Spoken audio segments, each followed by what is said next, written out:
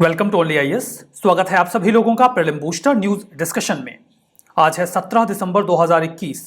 तो आइए देख लेते हैं कि ऐसे कौन से इंपॉर्टेंट आर्टिकल्स हैं जो आज हम कवर करने वाले हैं। हमारा फर्स्ट आर्टिकल 6th शेड्यूल के बारे में है।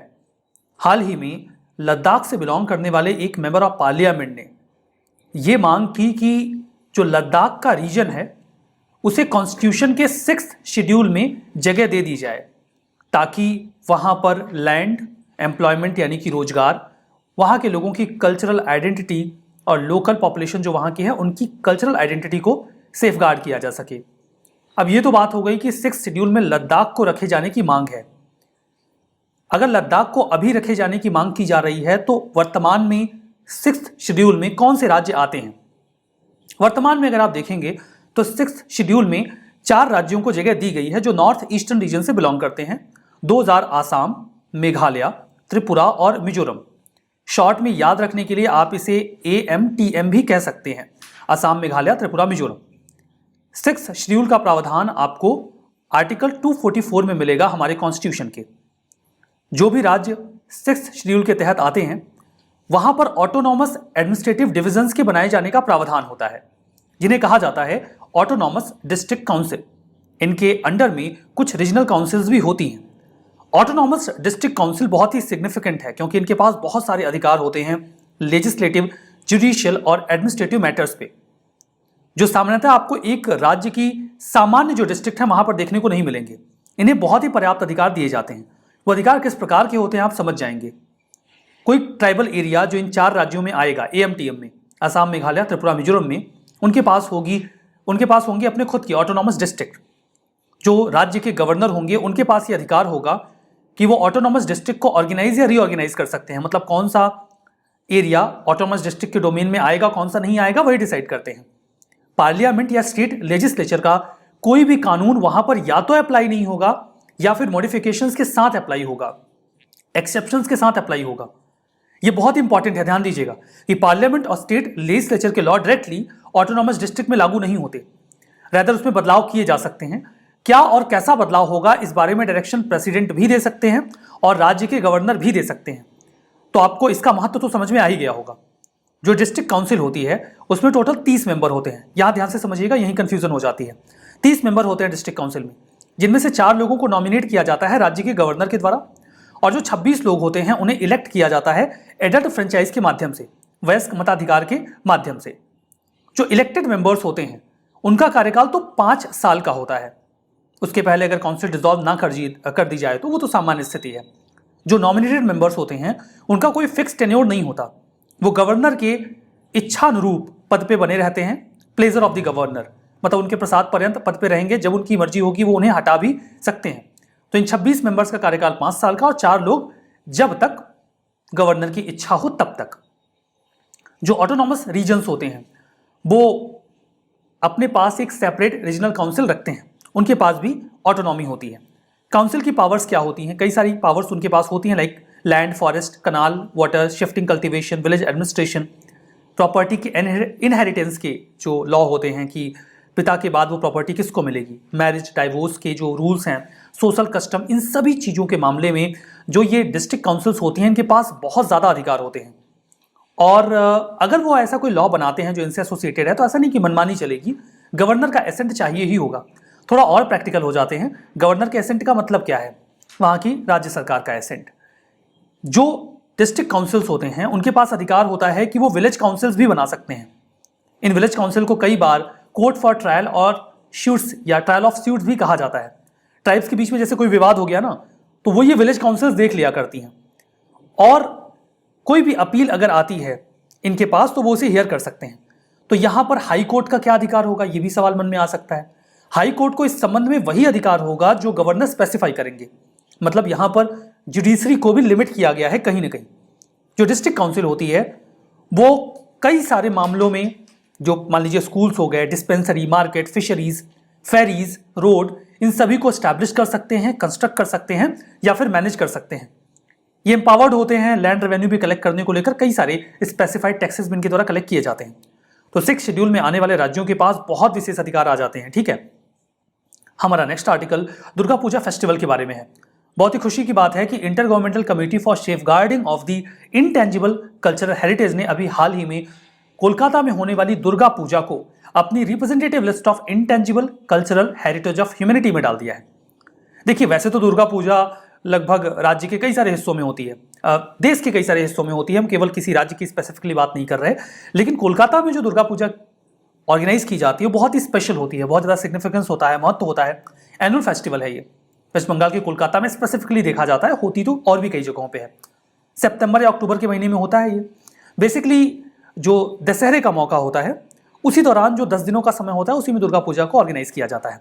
10 दिन की ये वर्शिप होती है जिसमें हम माँ दुर्गा की पूजा करते हैं, ठीक है।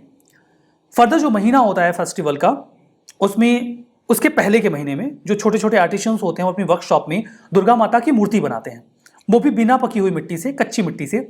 यूजुअली ये मिट्टी गंगा नदी से लाई जाती है। उसके बाद जो महालया, जो एक इनॉग्रल डे होता है जिस दिन मूर्ति पूजा स्टार्ट की जाती है, माँ दुर्गा की पूजा स्टार्ट की जाती है, तो जो माँ दुर्गा होती हैं उनकी आंखों को पेंट किया जाता है और ऐसी मान्यता है कि उसके बाद माँ दुर्गा उसमें प्रवेश कर जाती है, मतलब उस मूर्ति को एक जीवन मिल जाता है। 10वें दिन जब ये पूरी पूजा समाप्त होती है तो मूर्ति को ले जाकर उसी जगह पे प्रवाहित कर दिया जाता है जहां से उस मिट्टी को लाया गया होता है, यानी कि गंगा नदी में। जो फेस्टिवल है उसमें बहुत बड़ी संख्या में अलग अलग जगहों पे माँ दुर्गा की मूर्तियों को लगाया जाता है, पंडाल्स में, पेवेलियंस में, जहाँ पे लोग इकट्ठा होते हैं। वहाँ पर फोक म्यूजिक, कई तरीके का भोज्य पदार्थ, क्राफ्ट, परफॉर्मिंग आर्ट, ये सब परफॉर्म किया जाता है। महत्वपूर्ण क्यों है? बिकॉज ये एक ऐसा ओकेशन होता है जिसके माध्यम से हम various traditional art and craft को सिक्योर कर पाते हैं, क्योंकि वहाँ पे उसको शोकेस किया जाता है, बढ़ावा मिलता है, लोगों की वेलबींग और इकोनॉमिक एम्पावरमेंट भी देखने को मिलता है। बिकॉज कई सारी इकोनॉमिक एक्टिविटीज़ बढ़ जाती हैं जब लोग इकट्ठा होते हैं और इससे अंदर लोगों के एक क्रिएटिविटी भी एनर्जाइज होती है कि ठीक है, एक ओकेशन आ रहा है, कुछ बढ़िया करना है। इंटेंजिबल कल्चरल हेरिटेज, इसका मतलब क्या है? वही बताता हूँ जो यूनेस्को कहता है। यूनेस्को कहता है कि इंटेंजिबल कल्चरल हेरिटेज का मतलब है कोई भी ऐसा ट्रेडिशन या लिविंग एक्सप्रेशन जो हमें अपने पूर्वजों से मिला है और जो हमें हमारे आने वाले जो वंशज हैं उन तक पहुंचाना है, जो उसे फॉलो करेंगे। इसमें ओरल ट्रेडिशन हो सकता है, परफॉर्मिंग आर्ट हो सकते हैं, स्पेशल सोशल प्रैक्टिसेस हो सकती हैं, रिचुअल्स हो सकते हैं, फेस्टिवल इवेंट्स हो सकते हैं, नॉलेज प्रैक्टिसेस हो सकती हैं जिन्हें हमें जिंदा रखना है। यूनेस्को ऐसी प्रैक्टिसेस को लिस्ट करता है ताकि हम उन्हें बेटर प्रोटेक्शन दे सकें और वो कहीं खत्म ना हो जाएं, लुप्त ना हो जाएं, उसका प्रयास किया जाता है। 2008 में इस लिस्ट को तैयार किया गया था। 2003 में जो एक कन्वेंशन हुआ था उसी के बेसिस पे। हमारा नेक्स्ट आर्टिकल मैरिज की मिनिमम एज के बारे में है। यूनियन कैबिनेट ने अभी हाल ही में एक प्रस्ताव रखा है जिसमें उन्होंने ये कहा है कि महिलाओं के विवाह की न्यूनतम आयु, उनकी जो लीगल एज है मैरिज की न्यूनतम, उसे बढ़ाकर 18 से 21 वर्ष कर दिया जाए, बिल्कुल उतनी ही जितनी की पुरुषों की है। हिंदू मैरिज एक्ट ऑफ 1955 के तहत किसी भी महिला को विवाह करने के लिए कम से कम उसकी उम्र 18 वर्ष होनी चाहिए, जबकि पुरुषों के लिए न्यूनतम आयु 21 वर्ष है। इस्लाम में देखिए, कोई भी ऐसी बच्ची जिसने प्यूबर्टी अटेन कर ली हो, जो सेक्सुअली मैच्योर हो, उसकी विवाह की अनुमति दे दी गई है। स्पेशल मैरिज एक्ट ऑफ 1954 और prohibition of child marriage act 2006, इसमें महिलाओं की न्यूनतम उम्र आयु की विवाह की न्यूनतम आयु 18 वर्ष और पुरुषों के लिए 21 वर्ष बताई गई है। अगर हम इसमें कोई बदलाव करना चाहते हैं तो हमें इन दोनों कानूनों में परिवर्तन लाना होगा। ये जो रिकमेंडेशन है कि महिलाओं की न्यूनतम उम्र विवाह की 21 वर्ष की जाए, ये रिकमेंडेशन दी गई है जय जेटली कमेटी के द्वारा। आई रिपीट, जय जेटली कमेटी ने इस रिकमेंडेशन को कन्वे किया है। यहाँ पे कुछ बहुत ही इंटरेस्टिंग डेटा आपको मिलेगा। कई सारे देशों में कंपैरिजन किया गया है कि वहाँ पे लड़कियों और लड़कों के विवाह की न्यूनतम आयु क्या है। चाइना में महिला की उम्र कम से कम 20 साल और पुरुष की 22 साल होनी चाहिए विवाह के लिए। बांग्लादेश और इंडिया में 18-21 का रेशियो है। जापान में 20-20 है। यूएसए, ब्राजील, रशिया, यूके, यहाँ पर समान रखा गया है, मतलब 18 वर्ष लड़कियों के लिए भी और लड़कों के लिए भी। मलेशिया में ये उम्र लड़कियों के लिए 16 और लड़कों के लिए 18 है। ईरान में लड़कों की एज तो 13 साल स्पेसिफाई कर दी गई है, लड़कियों का कुछ बताया नहीं गया है। मतलब कुल मिला के आप कह सकते हैं कि ईरान में चाइल्ड मैरिज मोर और लेस अलाउड है। हमारा नेक्स्ट आर्टिकल भू परीक्षक के बारे में है। आईआईटी कानपुर ने एक डिवाइस डेवलप की है, पोर्टेबल है, कहीं भी आप ले जा सकते हो। इसे नाम दिया उन्होंने भू परीक्षक। करेगा क्या? ये भूमि का परीक्षण करेगा, यानी कि मिट्टी जो है उसको टेस्ट करेगा। सॉइल टेस्टिंग डिवाइस है। 90 सेकंड में रिपोर्ट दे देगा। एक मोबाइल एप्लीकेशन से वो जुड़ा होगा। जैसे ये सॉइल को टेस्ट करेगा, सारा डेटा मोबाइल में एप्लीकेशन में आ जाएगा। नियर इंफ्रारेड स्पेक्ट्रोस्कोपी टेक्नोलॉजी का ये इस्तेमाल करता है स्मार्टफोन में अपनी रिपोर्ट को तैयार करने के लिए। 6 इंपॉर्टेंट सॉइल पैरामीटर्स को ये डिटेक्ट करता है। सॉइल में नाइट्रोजन कितना है, फास्फोरस कितना है, पोटेशियम, ऑर्गेनिक कार्बन और क्ले कंटेंट कितना है। फर्दर काशन एक्सचेंज कैपेसिटी क्या है सॉइल की, मतलब न्यूट्रिएंट जो उसे एडिशनली दिए जा रहे हैं उसको होल्ड करने की उसकी क्षमता कितनी है। ये भी बताएगा कि मिट्टी में फर्टिलाइजर्स का कौन सा डोज कितना रिक्वायर्ड है। तो काफी बढ़िया टूल ये बनाया गया है। 5 ग्राम मिट्टी अगर इसे मिल जाए सैंपल के तौर पे तो ये सारा डेटा कलेक्ट कर लेता है, एनालिसिस करके सॉइल हेल्थ रिपोर्ट तैयार कर देता है। भू परीक्षक क्लाउड सर्विस पे पूरा डेटा चला जाएगा और जिसके पास यूनिक आईडी है एप्लीकेशन की वो उस डेटा को एक्सेस कर पाएगा। हमारा next article mutual legal assistance के बारे में है। यूनियन कैबिनेट ने अभी हाल ही में एक ट्रीटी को अप्रूव किया है जो क्रिमिनल मैटर्स में भारत और पोलैंड के बीच में म्यूचुअल लीगल असिस्टेंस की बात करता है। मैकेनिज्म क्या है, जैसे मान लीजिए भारत का कोई अपराधी पोलैंड चला जाता है, पोलैंड का कोई अपराधी भारत में आ जाता है, वो कहीं निकल के भाग ना जाए, इसके लिए जरूरी है कि दोनों देशों के बीच में एक कोऑपरेशन हो ताकि हम क्राइम को प्रिवेंट कर सकें, सप्रेस कर सकें, बढ़िया इन्वेस्टिगेशन कर सकें और क्राइम को प्रोसिक्यूट भी कर सकें। इसके लिए जरूरी होता है कोऑपरेशन। ठीक है, पोलैंड की लोकेशन देखिए, ये है यूरोप में आपको यहां मिलेगा पोलैंड।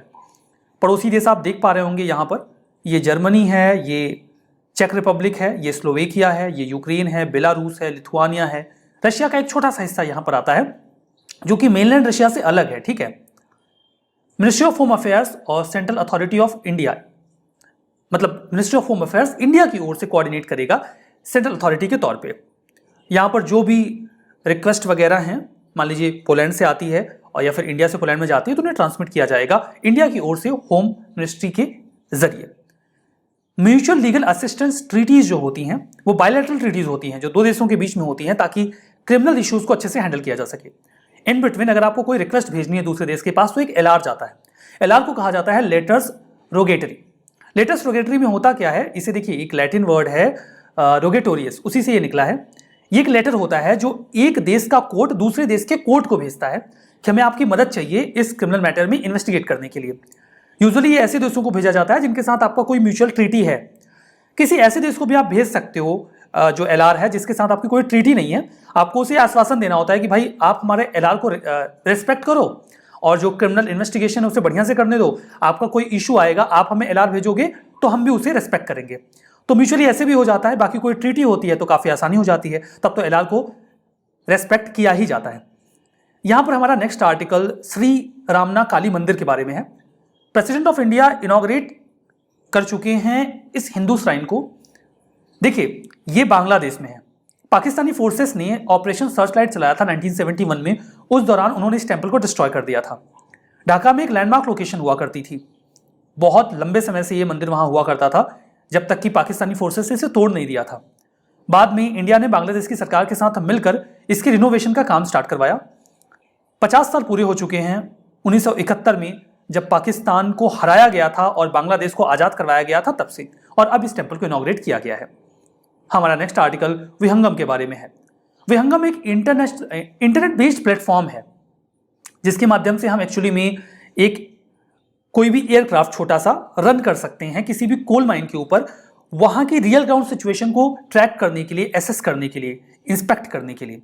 जो सिस्टम होता है उसमें एक ग्राउंड कंट्रोल स्टेशन होगा, एक होगा RPAS यानी कि रिमोटली पायलटेड एयरक्राफ्ट सिस्टम, और 40 Mbps का एक लीज लाइन होगा इंटरनेट का। फर्दर विहंगम पोर्टल होगा। 2 ओपन कास्ट माइन जो हैं, एक भुवनेश्वरी में है, एक लिंगराज में है, जहां पर ट्रायल बेसिस पे इसे टेस्ट किया जा रहा है। रियल टाइम ट्रांसमिशन हम कर सकते हैं, एरियल वीडियो, हवा से हम वीडियो ट्रैक कर पाएंगे और देख पाएंगे कहां पे क्या काम कैसे चल रहा है। ग्रीन हाइड्रोजन माइक्रोग्रिड प्रोजेक्ट अभी हाल ही में national thermal power corporation limited ने तैयार किया है आंध्र प्रदेश में, विशाखापट्टनम के नजदीक में, सिमहाद्री में। ठीक है, सिमहाद्री में। ये एक hydrogen microgrid, green hydrogen microgrid project है और ये भारत का पहला ग्रीन हाइड्रोजन माइक्रोग्रिड प्रोजेक्ट बन जाएगा। अब इसके पहले कि कुछ भी समझे आप, ग्रीन हाइड्रोजन क्या होता है? देखिए, हाइड्रोजन को हम फ्यूल की तरह पे इस्तेमाल कर सकते हैं, लेकिन अगर हाइड्रोजन को एज अ फ्यूल जनरेट करने के लिए हम रिन्यूएबल सोर्सेज का इस्तेमाल करें, लाइक विंड एनर्जी या सोलर एनर्जी, तो इस प्रकार के हाइड्रोजन फ्यूल को हम कहते हैं ग्रीन हाइड्रोजन फ्यूल। तो ये पहला ग्रीन हाइड्रोजन फ्यूल बन जाएगा या उसके संबंध में पूरा प्रोजेक्ट बन जाएगा। इसके लिए जो हम एनर्जी यूज करेंगे वो एक फ्लोटिंग सोलर प्रोजेक्ट से लेंगे जो कि उसके पास में ही तैयार किया गया है। मतलब ग्रीन हाइड्रोजन तभी तो बन पाएगा ना जब हम सोलर एनर्जी का इस्तेमाल करके हाइड्रोजन फ्यूल क्रिएट करेंगे। सनसाइन आवर, जब सूर्य की रोशनी पड़ रही होगी तब ये हाई प्रेशर में हाइड्रोजन एनर्जी स्टोर होगी। इसके बाद हम इसे इलेक्ट्रीफाई कर लेंगे 50 kilowatt solid oxide fuel cell में। इसके लिए हम इस्तेमाल करेंगे इलेक्ट्रोकेमिकल कन्वर्जन डिवाइस का, जो सीधे इलेक्ट्रिसिटी कन्वर्ट कर देता है किसी भी फ्यूल को ऑक्सीडाइज करके। शाम को 5 बजे से लेके सुबह 7 बजे तक ये प्रोसेस चलेगा, जहां पर इलेक्ट्रिसिटी को जनरेट किया जाएगा। सिग्निफिकेंस ये है कि कई सारे देश के रीजन में, जैसे कि लद्दाख, जम्मू एंड कश्मीर, वहां पे हम डीकार्बोनाइजेशन का प्रोसेस बढ़िया कर पाएंगे। फर्दर 2070 का हमारा टारगेट है देश को कार्बन न्यूट्रल बनाने का, और लद्दाख को भी हमें कार्बन न्यूट्रल टेरिटरी बनानी है, तो उसके लिए भी हम इस दिशा में काम बढ़िया कर सकते हैं। रिवीजन कर लेते हैं। 6th शेड्यूल में शामिल राज्य हैं नागालैंड, मेघालय, त्रिपुरा, मिजोरम। नहीं, यहाँ पे है आसाम, तो ये गलत हो गया। जय जेटली कमेटी, ये वेस्टर्न घाट इकोलॉजी एक्सपर्ट का पैनल है, गलत है। इसने महिलाओं की उम्र को विवाह की 18 से 21 किया है, तो ये भी गलत हो गया। भू परीक्षक पोर्टेबल सॉइल टेस्टिंग डिवाइस है, दैट्स ट्रू।